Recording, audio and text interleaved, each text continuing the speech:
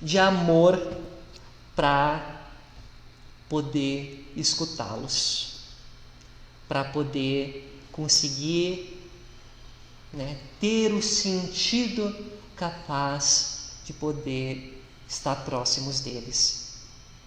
E o nosso tema é falar um pouco de amor.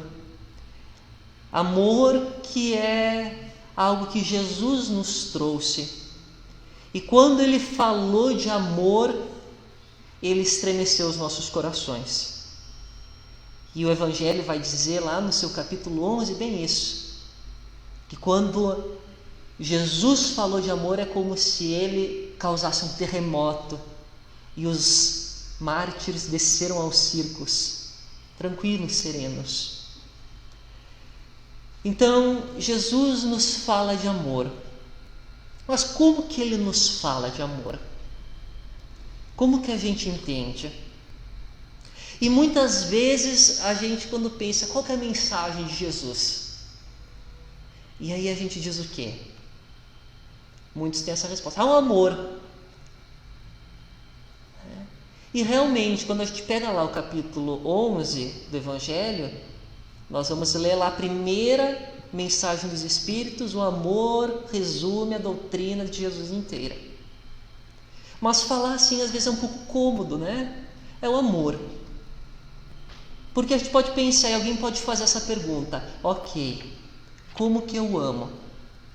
Então, se a gente tem essa resposta, eu peço o seguinte: qual que é o caminho que Jesus nos ofertou para que a gente amasse? Como a gente ama a partir da doutrina, da mensagem de Jesus? Como? Jesus não disse: amai-vos? Como que a gente ama? Ele nos ensinou? Porque quando a gente lê lá, tem algumas passagens, a gente vai entrar nisso. Mas ninguém fez a pergunta ou não ficou registrada. Tá, e aí? Me dá o roteiro, me dá a receita, me dá um mapa. Ele tinha dado, obviamente. Isso que a gente quer pensar juntos. Vamos lá. Nós estamos em poucos aqui, muitos de nós nos conhecemos, então eu quero ajuda hoje. Quantas vezes Jesus falou de amor? Vai que a gente diz tantas. Quais são as vezes que Ele fala de amor? Quem tem coragem para começar? A primeira, mais fácil? Hermes está pronto para falar. Hã?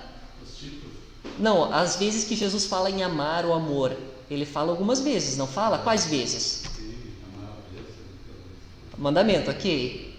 Quando mais que Ele fala? Além dessa? Amar os inimigos. Quando mais? Essa era do Hermes. Mas ele fala em amor no sermão? Não entra a palavra amor, pelo que eu lembro, mas podemos consultar. Pede para o Pedro, isso. Pedro, tu me amas? Alguma vez mais? Quando Jesus fala em amor, uma das passagens é quando ele é questionado. Na verdade, aparece de diferentes formas lá em Lucas, Mateus e Marcos. São formas diferentes que aparecem lá. João não tem essa passagem. Então, nas três formas tem formas diferentes. Vamos pegar uma. Questionam para ele: mestre, qual a maior lei de Deus? E aí Jesus vai responder: amarás o Senhor teu Deus de todo o coração, de toda a tua alma, de todo o teu pensamento. Este é o primeiro mandamento. E o segundo, semelhante a este: amarás o teu próximo como a ti mesmo. Todo mundo já conhece essa passagem, não é novidade. Mas vamos entender um pouco mais a fundo essa passagem. Jesus, como é muito frequente, ele estava resgatando o que estava escrito na lei. no Pentateuco de Moisés, lá nos livros, né, do Velho Testamento, do Antigo Testamento. Então, quando ele diz, amarás o Senhor teu Deus, o que ele está citando? Deuteronômio 6, 5. Recentemente, o Alcione falou isso aqui. Ele está buscando. E essa passagem, para aquele que perguntou e para os hebreus na época, era compreensível. Por quê? Porque eles rezavam essa passagem, eles aprendiam criancinhas, junto com os doutores da lei, né, junto com os fariseus, enfim, no Sinédrio, eles aprendiam essa passagem. No Sinédrio não, esqueci o termo, onde que eles se reuniam, na sinagoga. Então eles se reuniam, eles aprendiam essa passagem, eles rezavam em casa, o Shema Israel, ouve Israel.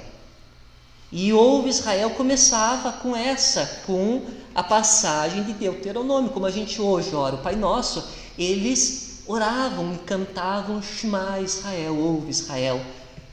O Senhor, né, amarás o Senhor teu Deus de todo o teu coração. E aí a gente aprende com Emmanuel que esse povo, o povo hebreu, era um povo que amava tanto a Deus, que tinha um sentido tão especial do Deus único, do Deus todo-poderoso, que chegava a beirar a raia do egoísmo e do orgulho. Era um povo que tinha Deus como seu, porque eles se consideravam o povo escolhido, o povo que atravessou o deserto, o povo que Moisés, através desse Deus, libertou com as 10 pragas do Egito, que atravessou o Mar Vermelho. Então, eles se sentiam um povo agraciado por Deus. E Ismael vai contar, lá no livro A Caminho da Luz, que foi justamente nesse povo que tinha um Deus só. A gente sabe que esse era um motivo importante para Jesus ter nascido junto a eles, mas Ismael vai deixar algo mais. Ele vai dizer lá, era também o povo mais necessitado pelo seu orgulho. Era o mais necessitado, e foi por isso também que Jesus nasceu junto a esse povo. Então, quando Jesus fala isso, quando ele começa dizendo amar o Senhor teu Deus, eles entenderam. Se ele tivesse parado ali, estaria tudo certo, porque ele já carregava, era compreensível.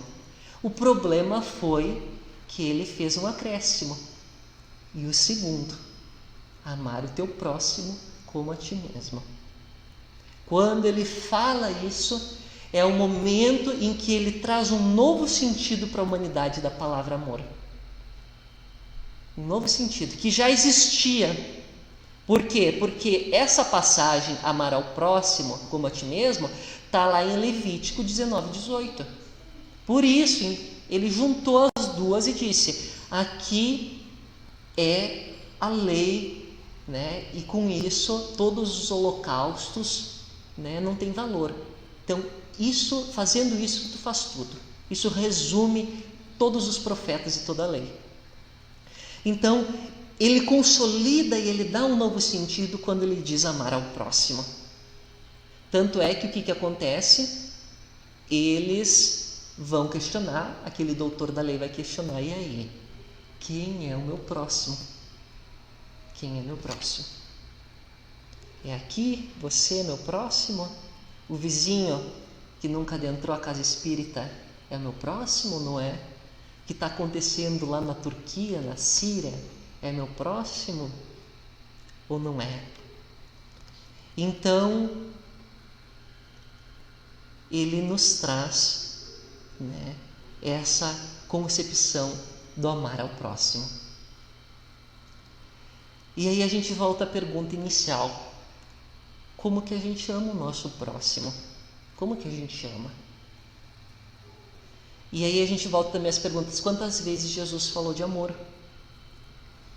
E a gente volta a essas perguntas, a gente vai ver o seguinte, quando Jesus inicia a sua tarefa, o seu ministério no mundo, ele tem uma mensagem que ele repete, não é ama, tem uma outra coisa. Alguém lembra?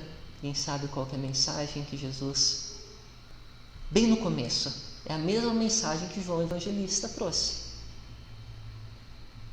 arrependei-vos, arrependei-vos, arrependei-vos. João Evangelista vem como aquele que vai aparar os caminhos para a chegada de Jesus, sempre, dizendo, insistindo nessa mensagem que Jesus vai dar continuidade: arrependei-vos dos vossos pecados, porque o reino de Deus está próximo. O arrependimento dos pecados. Jesus não está falando amar, amar, amar. Ele está falando uma coisa que vem antes: arrepender dos pecados. Por quê? Porque, e aí vamos pegar o livro, por exemplo, André Luiz, Nosso Lar. André Luiz vai dizer mais ou menos o seguinte: quando a gente reencarna carregando, aquele sentimento, aquele pensamento: agora vai dar certo, agora eu vou me tornar um homem, uma mulher renovado. Agora, esse é o momento.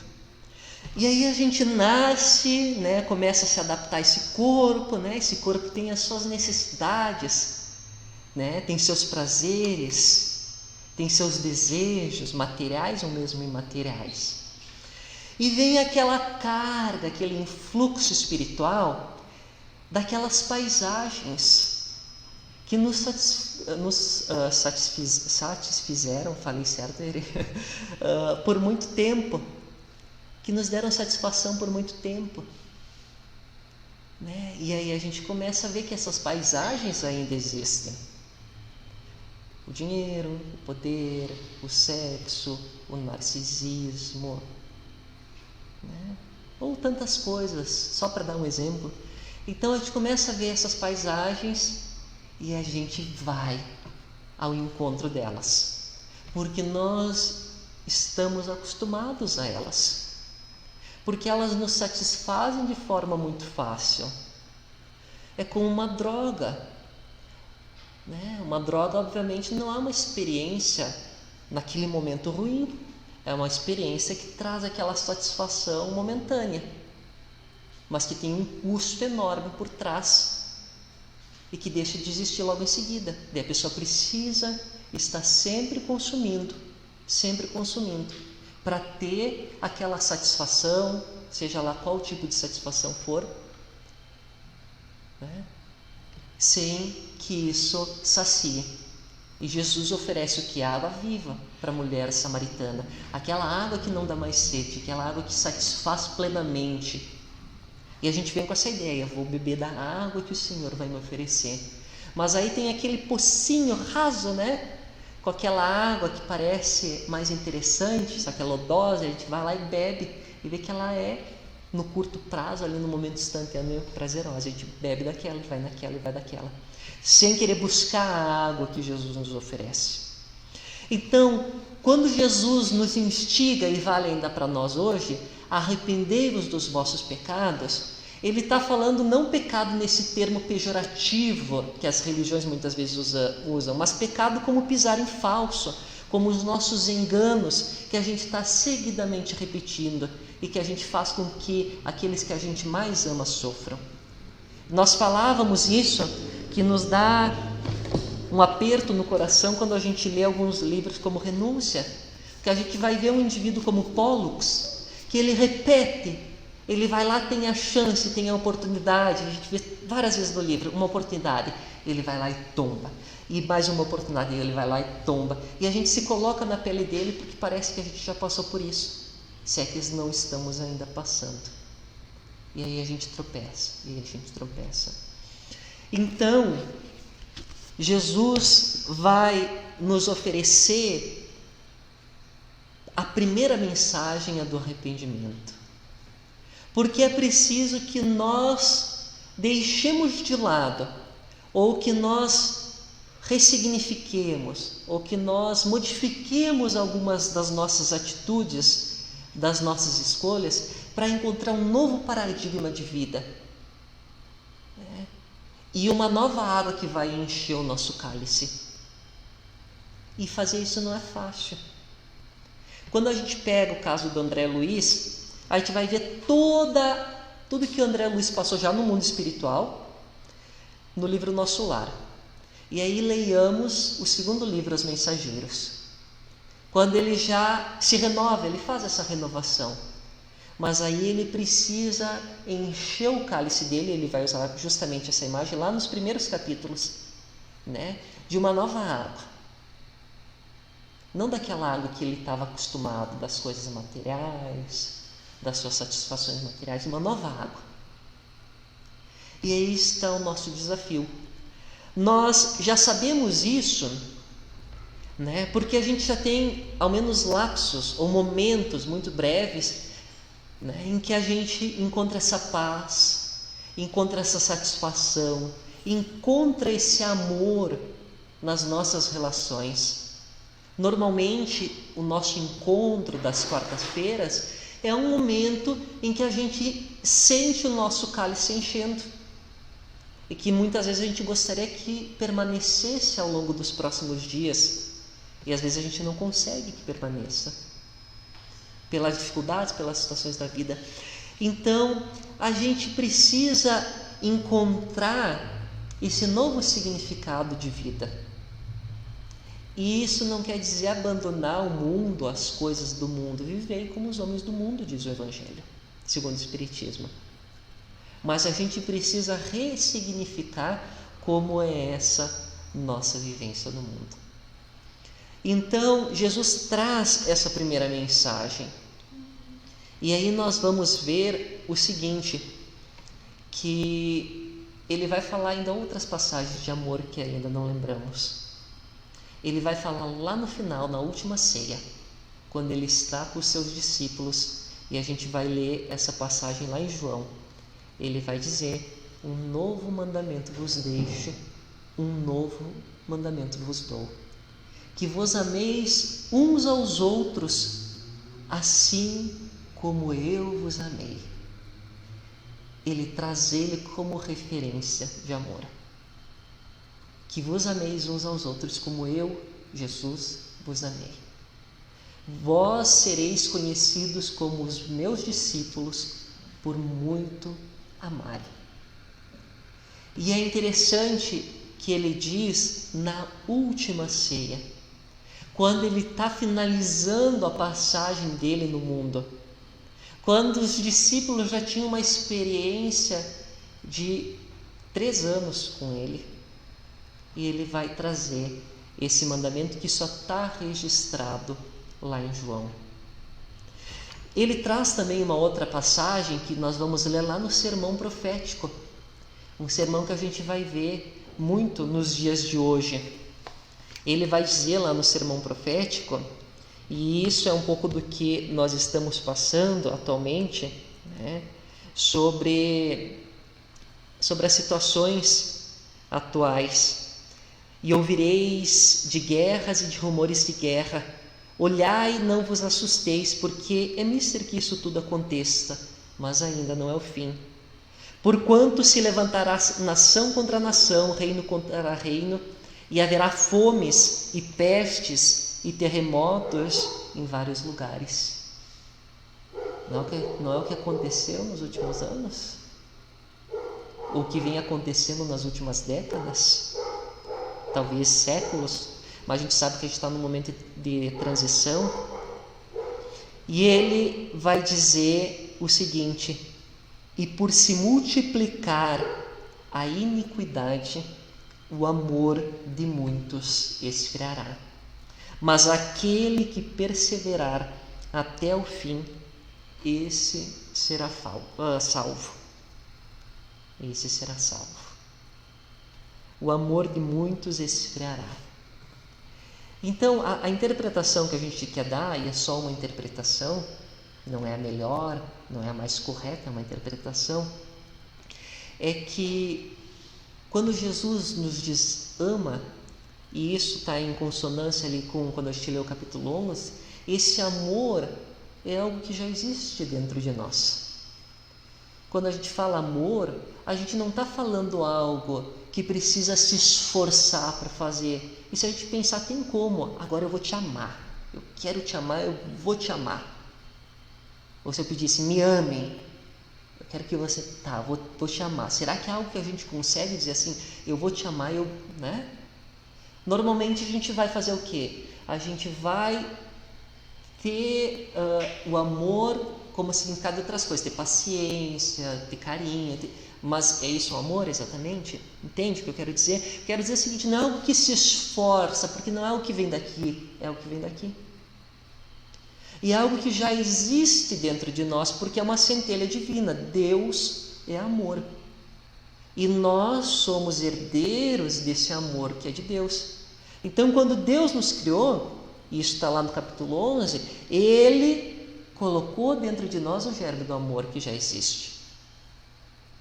E aí o que nos parece é que para que a gente ame, a gente precisa se abrir, na verdade, retirando essa carcaça, esse peso que nos cobre, que nós fomos carregando ao longo das existências, ao longo dessa existência também, dessa vida. A gente precisa nos arrepender dos nossos pecados, dos nossos enganos e nos renovar. E nos abrir para que esse amor possa transparecer, porque de algum modo ele já existe. É uma interpretação, não é a melhor, né? Não é a mais certa, é uma que a gente coloca para a nossa reflexão, para o nosso estudo. E para a gente buscar então finalizar com um exemplo, porque agora a gente está tentando falar só a razão, quem sabe a gente consiga falar um pouco ao coração, a gente pode pegar o caso de Paulo de Tarso.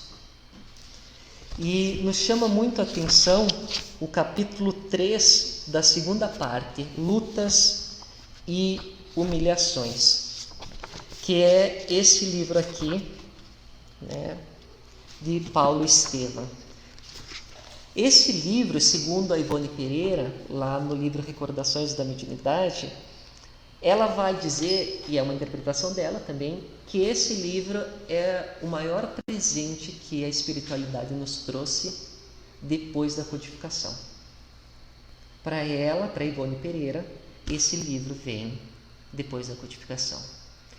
E é um livro que a nossa sugestão é que a gente deveria ler, que a gente deveria estudar, que a gente deveria meditar, porque talvez a gente ainda não está conseguindo captar todo o valor e toda a mensagem que esse livro nos traz.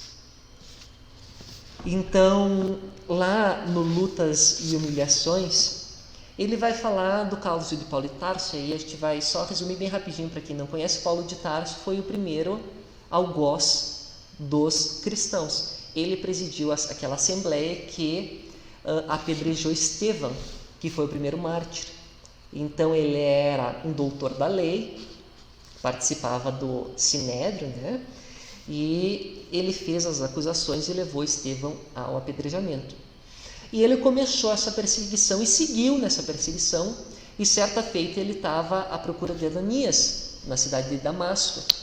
E ele foi, junto com alguns outros, para Damasco para buscar e prender Ananias. Só que às portas da cidade, Jesus lhe aparece, né? E naquele momento começa a transformação de Paulo. Naquele momento ele, daí tem que ler o livro aqui, vai contar todos os detalhes, mas ele tateia na obscuridade, que ele fica cego, e ele vai dizer aquelas palavras inesquecíveis: Senhor, que queres que eu faça? Que é uma pergunta para a nossa reflexão. E Emmanuel vai nos dizer que esse livro é muito especial também nos dias de hoje. Lá, quando ele faz a introdução do livro, uma coisa que também a gente deve ler e estudar é a introdução do Emmanuel, que é um compêndio quase de filosofia ali, seja nos livros esses como nos do André Luiz. São passagens de estudo. Nos dias de hoje, quando a tendência é a ociosidade do espírito e manifestações de menor esforço. Então, a passagem de Paulo. Então, lá no capítulo 3 da segunda parte, Lutas e Humilhações, ele vai falar depois que Paulo tem a percepção de Jesus, daí ele vai para o deserto, ele fica 3 anos no deserto, aí ele sai do deserto, né, que ele fica lá trabalhando como tecelão, lendo as anotações de Levi e refletindo a respeito dessas anotações, quase sozinho, tinha outros 2 companheiros apenas com ele. Então, depois desses 3 anos de reflexão, de leitura, ele sai. Ele volta a Damasco, ele vai na sinagoga de Damasco, o pessoal quer prender ele, daí ele foge numa cesta pelas muralhas de Damasco. Aí ele percorre, né, por um longo período a Galileia, visita Cafarnaum, né, encontra a casinha onde era de Pedro, vai à cidade onde Jesus tinha encontrado Madalena. E aí ele vai recordando a passagem de Jesus naquele ambiente. Depois ele segue lá do norte da Galileia, ele desce cerca de 100 quilômetros, apesar de tudo que já tinha caminhado, até Jerusalém. E lá em Jerusalém, então, ele visita a cidade, ele vai visitar um conhecido, um amigo muito querido, que era Alexandre, e aquilo lá, Alexandre toca ele para a rua. Né? Por quê? Porque ele havia se convertido, considerava ele alimentado. Então, mesmo tendo todo esse afeto, toca ele para a rua. Aí ele decide buscar a casa do caminho, mais uma provação lá inicial. Por quê? Porque Paulo de Tarso era aquele que havia apedrejado Estevão. O que ele fazia ali? Disseram para ele, né, que não podiam lhe atender no momento, que ele voltasse mais tarde. E aí ele vai, inclusive, nós queríamos pegar aqui a passagem que Pedro, né, questiona, mas e se ele insistia, diz que tinha recebido ele na porta, e Pedro vai dizer, se ele de fato aqui vem em nome de Jesus, saberá compreender e esperar. E ele aceita, né? Paulo aceita e segue, vai numa hospedaria, depois ele é chamado e encontra os apóstolos, fica lá se recuperando, estava muito adoentado naquele momento, fatigado, né, pela caminhada.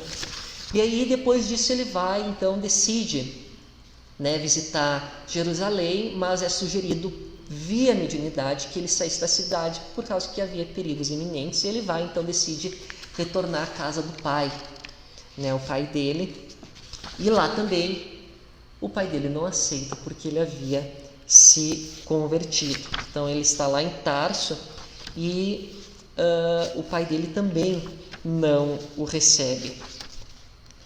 E é interessante, né, que depois de toda a conversa que é falado ali entre o pai que eu esqueci o nome, mas o pai de Paulo e Paulo, que ele estava tentando ser acolhido naquele lar tão carinhoso para ele e não é aceito.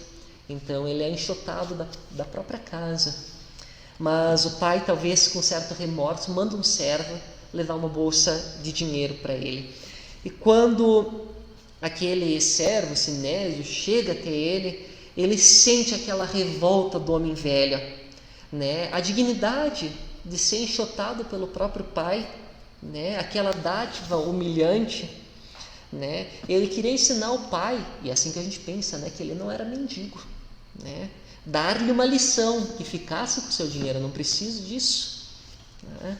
Mas aí, naqueles segundos de pensamento, ele lembra que já tinha vencido tantos tropeços, que havia se mostrado superior em Damasco, né? Que tinha acalentado esse homem novo que Jesus, né, havia ensejado a ele.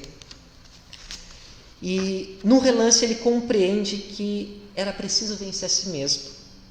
Tomou a bolsa com um sorriso resignado, guardou-a humildemente entre as dobras da túnica, saudou o servo com expressões de agradecimento e disse, esforçando-se por evidenciar alegria: Sinésio, conte a meu pai o contentamento que me causou com a sua carinhosa oferta e diga-lhe que rogo a Deus que o ajude.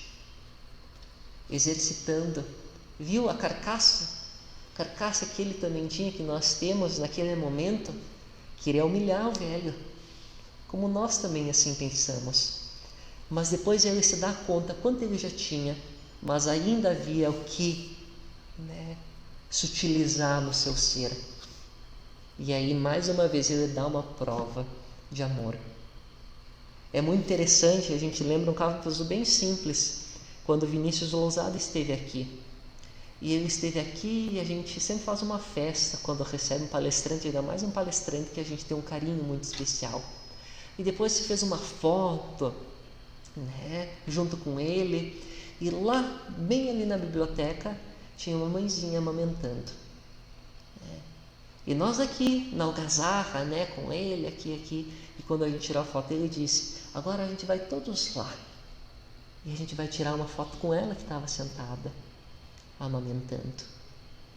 E a gente não se dá conta. A gente não se dá conta do que o outro necessita, do que o outro está passando, do que o outro está vivenciando. Talvez não importasse para a pessoa, ela não se sentisse nem um pouco constrangida, alguns não se sentem. Mas ele deu uma prova, sim, e é um aprendizado para nós, do valor que tinha aquela pessoa, que ela merecia também estar na foto. E da mesma forma aqui, o Paulo. E aí ele sente aquele coração, né, dolorido com tudo que tinha passado, apesar, né, e por mais esse esforço de oferecer ao Pai um resquício de amor que ele ainda tinha, que foi difícil, ele procura então o deserto. Ele procura o deserto.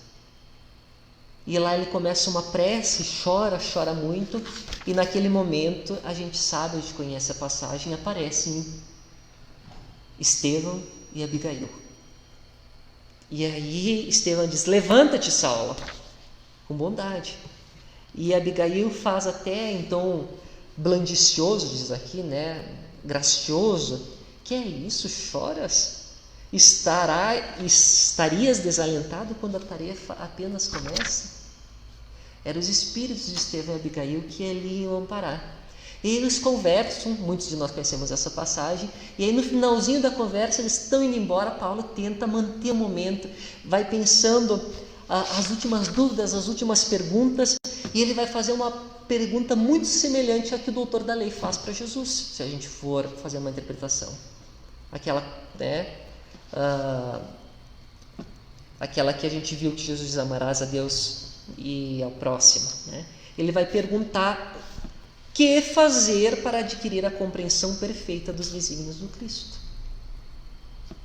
A primeira pergunta é o fim da nossa viagem, né, reencarnatória. Se fosse isso, é conseguir colocar essa pergunta em prática: que fazer para adquirir a compreensão perfeita dos desígnios do Cristo? Qual a resposta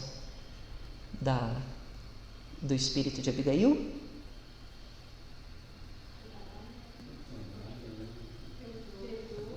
Não. A primeira? Hã? Não. Ama. Ama. É só amar, é só isso. E aí aqui, se a gente quer saber como, depois de fazer toda essa palestra, não precisava, é só ler essa página, tá? Não precisava ter falado nada aqui. Aí a gente não vai fazer qualquer pergunta que a gente tem de como. Depois ele vai fazer como isso, como aquilo, mas tem esse problema. Ele começa a fazer um monte de pergunta. Tá difícil aqui e ali, como que eu vou fazer? Ele vai fazer 3 conjuntos de perguntas que dá. Cada pergunta é um parágrafo. Ali ele resume, ali é uma pergunta só, a principal. Como fazer para adquirir a compreensão perfeita dos ensinos de Cristo? A principal está ali. Ama. Depois é como. Como tu chega no amor. E aí a gente pode ler lá, mas qualquer pergunta que a gente faça agora está aqui a resposta. Daí que vem: trabalha, espera, perdoa. Quando a gente conseguir fazer essas 3 coisas, a gente vai estar amando. Não adianta, às vezes a gente quer trabalhar, mas a gente não espera que o outro tenha o tempo dele. Às vezes a gente esperar é cômodo, né? A gente espera que o outro, mas a gente não trabalha, não faz, não dá a nossa cota parte. Então é preciso trabalhar, é preciso esperar. Te lembra muito dos filhos nessas 2 circunstâncias, que a gente faz muito pelos filhos, e às vezes a gente quer que os filhos, né, tem o seu desenvolvimento no nosso tempo. É preciso às vezes esperar. E a última, a mais difícil, a prova redentora é do perdão. Quando a gente perdoa de corpo e de alma, a gente vai então estar amando. Então a gente considera esse um resumo da forma de amor. A gente já passou um tempo, então era um pouco isso que a gente queria refletir. Teria muito mais de material e de ideias, mas em resumo é isso, que a gente possa permitir que esse amor que existe em nós, ele apareça, ele irradie, ele contamine o nosso mundo, a nossa volta. Que a gente faça isso nos renovando, dia após dia, desvestindo esse homem velho, para que surja em nós esse homem ou mulher novo. Que a gente possa ir aos passos, com o coração em paz, com o coração alegre, com o coração sentindo a centelha divina que vive já em nós, que parece que se acalenta, se tem mais calor, tem mais vida, ainda mais nesse ambiente de tantas bênçãos, de tanta luz, que possamos então seguir na nossa atividade dos passes. Que assim seja.